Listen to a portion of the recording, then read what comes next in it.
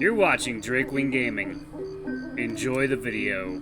Hey guys and gals, Never here from Drakewing Gaming, and something on Twitter, The Gaming Drag. Today I'm coming back at you with the Let's Play episode of Moonlight Castle, Dylan's Path. So yeah, let's go ahead and jump right back into it, shall we? Alarm chain, you were up, and let's go. Alright.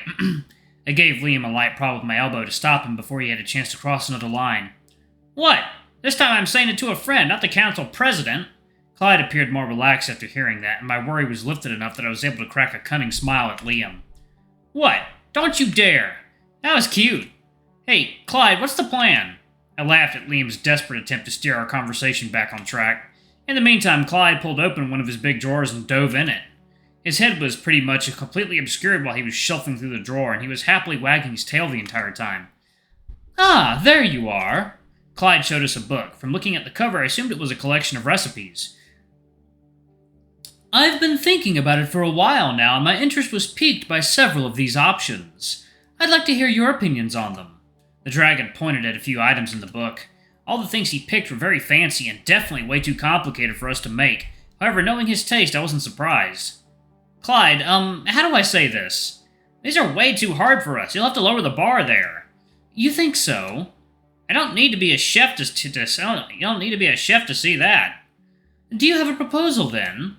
I did have an idea. There was a dish I knew that'd suit Clyde's aesthetic taste, and it wouldn't require any great skills to create. Can I see the book? Clyde passed the book to me, and I gave it a quick scan. What about this one? Oh, I recognize this. Tiramisu. It's an easier recipe compared to what Clyde picked earlier, but don't you need to separate the yolks from the whites for it? I remember that shit being hard. We can always get Russell to help us do the difficult parts, no? No help from professionals. This is our challenge, and we shall succeed on our own. I'm not taking any responsibility for this. Don't worry, everything will work out just fine. Tiramisu. Is this what we're making, then? I like tiramisu. Suddenly Dylan walked to us and chimed in. He gave Clyde a brief stare and then returned the empty plate that used to have pudding on it. We got our blessing. The reptile then walked away as the three of us were sharing a laugh. That's perfect. I'll text Russell so that he can have the ingredients ready. My ears twitched at the sound of a doorknob. I guess he was interested only in knowing what dessert we were making for tonight. I excused myself and went after Dylan before he had a chance to disappear again. Dylan, wait! I found him on the staircase. It looked like he was heading somewhere on the floor above. What? Thanks for sticking around, even if you didn't want to. I just had to say it. He helped me a lot today, and I didn't want to lose the chance to show him my gratitude. Too polite. He muttered something that was too low for me to hear it properly. Can you repeat that? I did it only because I'd benefit from it as well, got it? Stop assuming things about me. He continued to walk up the stairs, showing no interest in what I might have to say. Seeing him ignore my feelings like that upset me. It reminded me of that person. Would it kill you to just take a compliment? My words stopped him. The reason behind it doesn't matter to me. You've been good, so just shut the fuck up and take the praise. The crocodile turned around to face me, and I expected from him at least a glare or a chase. However, he just stood there and stared at me with a shocked expression.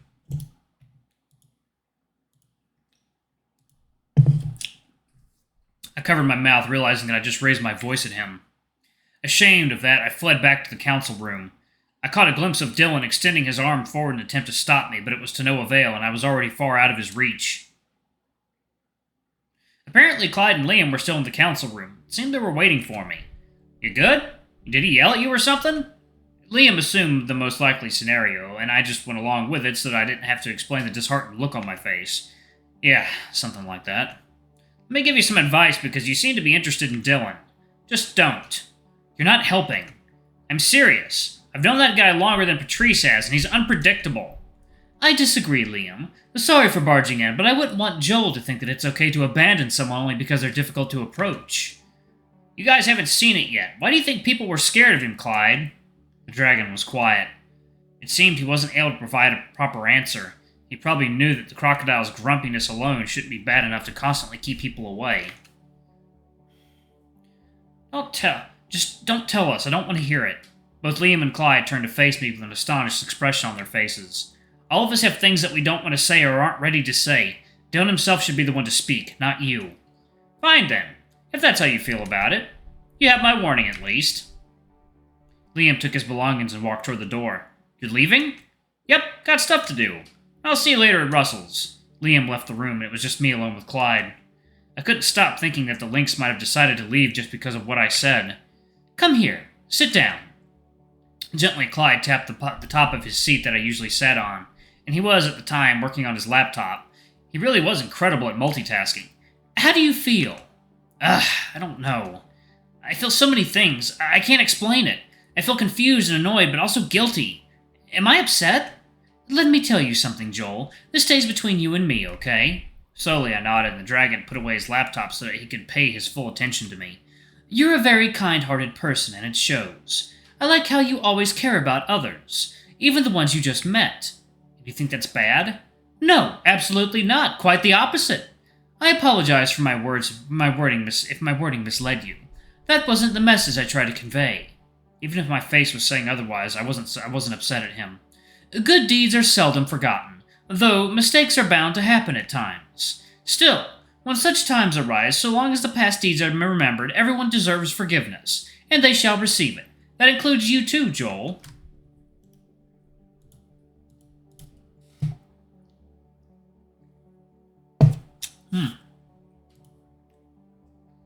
His words cheered me up. To him, I must be like an open book. So, you think this won't ruin our friendship? What a silly beagle you are. I bicker with Blake all the time, and yet we're still friends, aren't we? I'm sure nothing has changed, so please, try to let it go. I took a deep breath. For me, it wasn't easy, but Clyde was trying his best to cheer me up. Therefore, I should try my best too. Are you done with your classes today? Yeah, my schedule for today is kind of empty. I'm pretty much already done. I have another meeting soon. I'm sorry I have to leave you, but you know how it is. I understand. I'm going then. Have a good day. Joel? The dragon tapped me on the shoulder as I turned around. He was leaning into me up close. I could even feel his whiskers touching my cheeks. Are you going to be fine? I can rearrange my appointments if you need help. You're already going to join us tonight. Won't that complicate your schedule even more? It seemed he had a hard time trying to disagree with me, yet he forced out of himself a negative answer. Just a bit. Nothing unusual for me. Don't increase your workload for me. I'm fine. Seriously. Are you sure? Do you mean it? I'm going to get mad if you lie to me. Yes, I'm sure. You have more important things to... Clyde grabbed me by the shoulders and pulled me in for a hug. It was difficult for me to hide the embarrassment on my face, but the warmth was very comforting. There's nothing more important than making sure that our friends are okay. You understand that, don't you? Prez! Calling for Clyde, a voice came from the corridor, and it was followed by several knocks on the door, which was soon opened by the hasty visitor. Quickly, I broke free of Clyde's embrace, scared that someone would see us and get the wrong idea. It happened way too often. I didn't like it very much. Yes, I'm here. A woman walked in, carrying a lofty tower of envelopes and barely keeping balance. Oh, no! As soon as Clyde saw it, he pulled out of the way so that she could make it to his desk. What are those? I asked him as the lady dumped everything on his desk. Those are the worst nightmare a council president has to face. I took a gulp and wondered what kind of insane task Clyde had to deal with. Love letters. Without a word, I stared at him. What? Those ladies make it their mission to constantly write me letters about romances and fantasies. Only occasionally there are a few letters of complaint, but even then, they're mostly made up just so that they can get a chance to meet me in private. It's exhausting. I'm pretty sure that's not something every council president has to go through. He chuckled as he thought I was joking, but I was serious about it. You silly dog, of course every council president has to deal with this. If you were in my position, you'd certainly receive them too. In disbelief, I just stared at the dragon. As he saw the lack of expression on my face, he began to realize that I wasn't joking. Is this not the part where you say you were joking and then agree with me? I didn't answer him. He turned to look at his secretary, probably to get a sign of approval, but she didn't give it to him either. Promptly, she dodged Clyde's eyes and picked up a random document from the pile, pretending to be reading it. I think it's time for tea early. He looked upset, and I felt so sorry for him. I never expected he believed that receiving an excessive amount of love letters was a normal occurrence for anyone. Can I help, somehow? I'm afraid not. Regardless of the contents, these are still private letters. Therefore, no students outside the council are allowed to read them.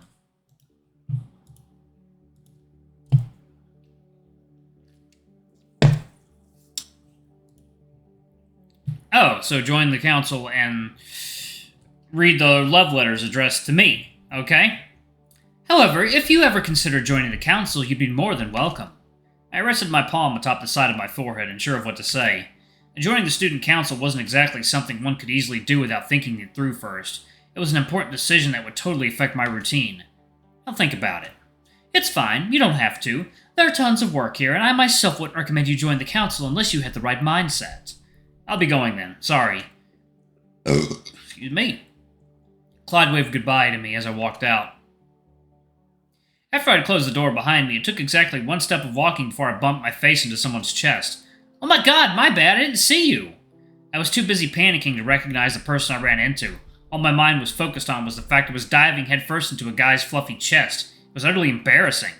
My hat tilted to cover my face like a falling curtain. Yo, Joel, it's me! Casually, Patrice grabbed my hat and pulled it up, along with my head, so that I looked at his face. He must have thought that I'd feel less embarrassed if I knew I'd bumped into a familiar face rather than a stranger, but actually that didn't help me any better at all. Have you seen Dylan? We were supposed to meet for our daily training. Ryan dipped out on joining us, and I really wanted a panther.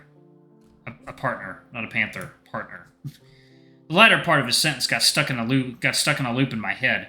My face was still leaning on his chest, and I could totally sense the smell of his sweat. Did he already leave? I figured he'd be here to help Clyde.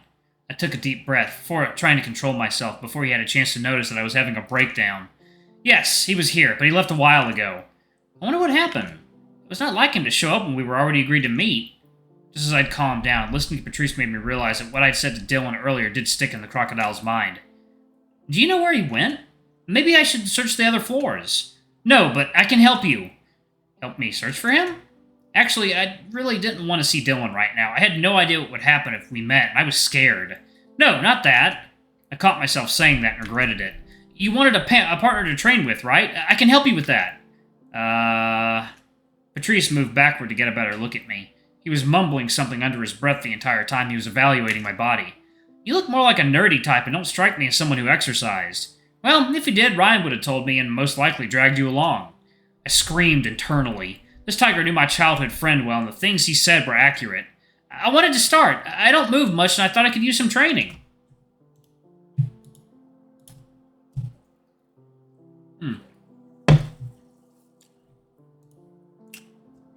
Fine then. I'm not going to waste time looking for that ungrateful crocodile anymore. Come with me. I'll give you a beginner's lesson. I thought I was spared the moment I convinced the tiger, so I didn't pay much attention to what he was saying, as I was mostly looking for anything that just keep him busy. You're lucky I'm a gym trainer. I'll gladly make a program that works for you. Just show me what you can do. He winked at me. And that was when I realized I'd made a mistake. Go easy on me. It's been a long time since the last time I had a serious exercise. No worries. I know exactly what we can try. I didn't know why, but the way he said that made me feel uneasy. Something about it just seemed a little off. He placed his arm around my neck and pulled me closer to him as we walked down the hallway. Okay, listen carefully now. I want you to answer truthfully what I'm about to ask you. I took a gulp as he was whispering into my ear. It was so close, way too close. I hadn't forgotten what had happened just a few minutes ago, and now I could feel was his breath rubbing against my neck. What's your ideal boyfriend like? Not just personality-wise, I also want to know what kind of body you're into. I blushed at the question. I thought he was going to ask something important or worse, confront me about how I was pretending to be interested in working out. I don't know. Ryan is a big dummy. He has muscles, but also lots of fat. Is he your type? I didn't want to continue the discussion. My brain expanded on the things that he was saying to me, my mind trailing off into weird thoughts. I couldn't speak properly.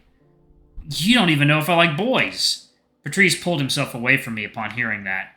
Fuck! I assumed you were gay too. I was so sure that you were.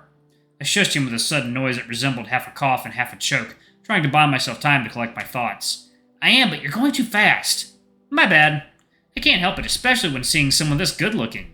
This tiger was too dangerous. He was such a smooth talker, and I was a sucker for compliments. Anyway, to answer your question, I have no preference. As long as he's a nice guy that makes me feel good, he's fine. I tugged down my hat out of shame for admitting such a thing. Aha, no running away. I'll stop if I'm making you uncomfortable. Slowly, I peeked at him from inside my shell. My nose sprang up a little as I lifted my hat. You promise? Yes, I was only trying to get to know you better. It always works at the gym, but I guess introverts find it weird. You always do that to everyone? Most times, yeah. It works best when I'm taller than them. Part of me wanted to ask him if he was really able to pull it off on everyone, but I figured that I should avoid bringing Dylan into the conversation. Here we are. The yard is my favorite place to get our bodies going and our muscles sore. I took a step back into the hallway. He'd better correct himself.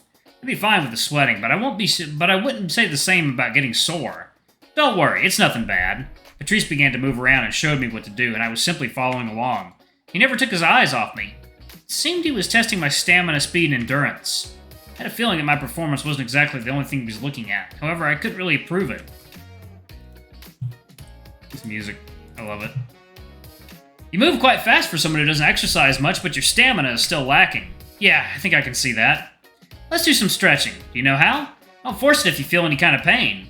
I tried to follow him, but I couldn't, as I wasn't flexible enough. He tried to help me by holding my body in place, but it still wasn't really going well. Don't get discouraged. This is your first time in years. Eventually, your body will wake up, and we can slowly help you get stronger. We? What do you mean? You should join us. Ryan would be thrilled to have you. We can customize a session just for you. I know exactly what we can try. I'd love to, but I'm not sure. I don't think I'll be able to keep up with you guys. Dude, trust me, I've done this job for a while. You aren't the first one and won't be the last. I know exactly what will work best for you. I can't afford it, though. Gyms can be pretty expensive, and the money I have right now goes to my groceries and medicines. Alright, I'm gonna go ahead and pause it right there. Thank you all so much for watching. Don't forget to like, comment, subscribe, ring that notification bell, and check out our Patreon if you can. It always helps. Alright, y'all, I'm gonna go enjoy the rest of my night. I love you all, and I'll see y'all in the next video. Bye-bye!